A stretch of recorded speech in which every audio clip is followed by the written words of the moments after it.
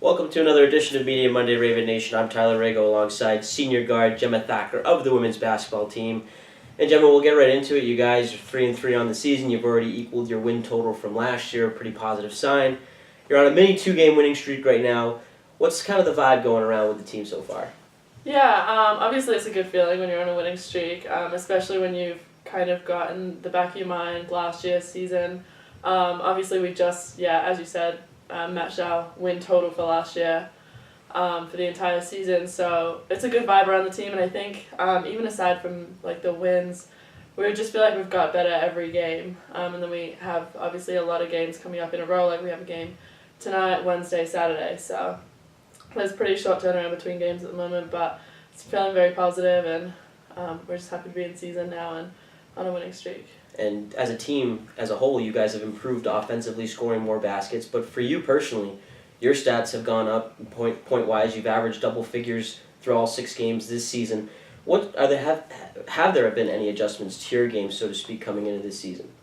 I think, like every year I've improved offensively, averaging more points this year now in double digits every game. But I think a little bit of like the team dynamic changed. Like we have lost obviously players each year, so as that happens, you need new people to step up. For me, I think confidence. I've been here a lot longer than pretty much anyone else on the team, so being a young team, we really do need someone to step up and kind of take charge on offense. And also just, I think because I've played throughout the summers back home, this year we won a championship at home, so I think kind of some confidence and just some, real confidence following through from that. But I think just the team dynamic and kind of needing somebody to step up and score. You talk about confidence. For you personally, you're playing a career high in minutes as well, averaging about 32 per game. What does that say to you, your coach, Jeanette Weedo, in her second season, putting a lot on your back here as a senior?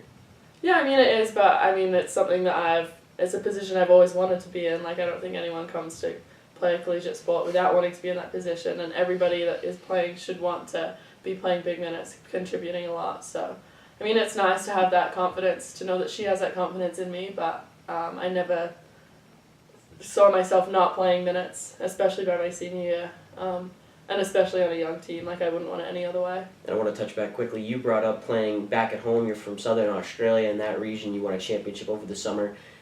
Talk about the experiences that you've garnered kind of playing back at home over the summer, and how does that translate coming back to America to play at the college level? Yeah, so I've played each year since I was 16 years old, is the youngest you're allowed to play in that league. It's like the level below the WNBL. So I've been playing there for a while. I started off just as a youngin, 16 years of age, but now quite a few years later, I'm still returning to the same league.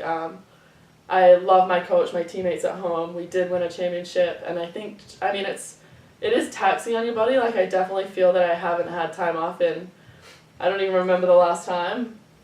But it is good to kind of keep in the swing of things, because I know that the American athletes here do kind of struggle for a place to play over the summer. So it is nice to stay in touch and keep playing and not really lose anything over the summer. Because, I mean, game experiences, obviously, you can do as many individuals as you want, but it's just not the same as playing in games. So. And for a player as relied on as you are, obviously eating up all those minutes, your body obviously takes that toll. How important is it for you personally to keep yourself in the best shape possible throughout such a long season? Oh, it's very important. I mean, we're only at the beginning of the season, and I mean, I definitely feel a difference playing now from playing my freshman year. I mean, I wasn't playing as many minutes, but I still think, like, I can tell that I do have a lot more years of wear and tear on my body. But yeah, it's definitely important. We do recovery lifts once or twice a week. We get in and take ice baths, is all very important, and sleep as well. Now being in season, we don't have the early morning practices as often, and yeah, it's nice, but it's definitely necessary. And I mean, even cutting back on practice times, we're not going for 2.5 hours anymore, especially this week, having so many games back to back, very important. And with a young team, is it important that you and the small nucleus of senior players, how important is it for you guys to kind of come together and lead a very young team, as you mentioned, through these kind of grueling periods of consecutive games in the coming weeks?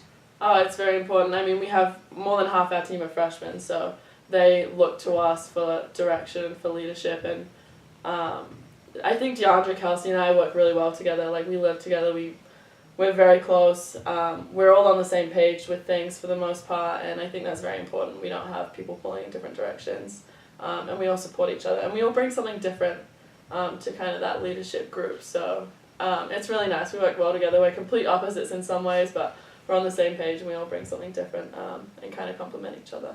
Now, I don't want to reflect back on last season, but obviously it didn't go the way I don't think anyone in that locker room thought it would go. Yeah. But now this year, bit of a more positive start at 3-3. In your senior season, though, Jemma, what is the ideal way for you to sort of go out here at Franklin Pierce? Oh, I 100% want to be making playoffs. Looking at the postseason, like last year, we were no shot in postseason, and I think that was obvious.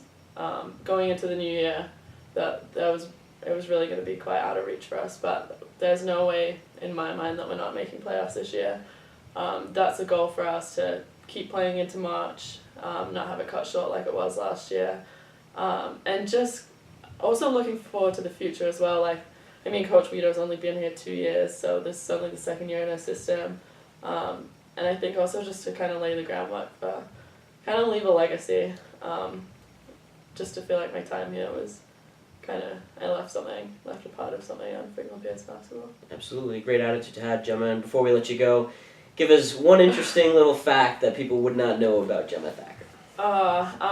We were talking about this before, and I really couldn't think of anything, but we were talking about the fact that I was actually on this 5 years ago as a freshman, so I thought that was interesting, and kind of shows how long I've been doing this. So. Circle's been completed now. Yeah. She's Jemma Thacker. I'm Tyler Aragao. Thanks for tuning in, Raven Nation.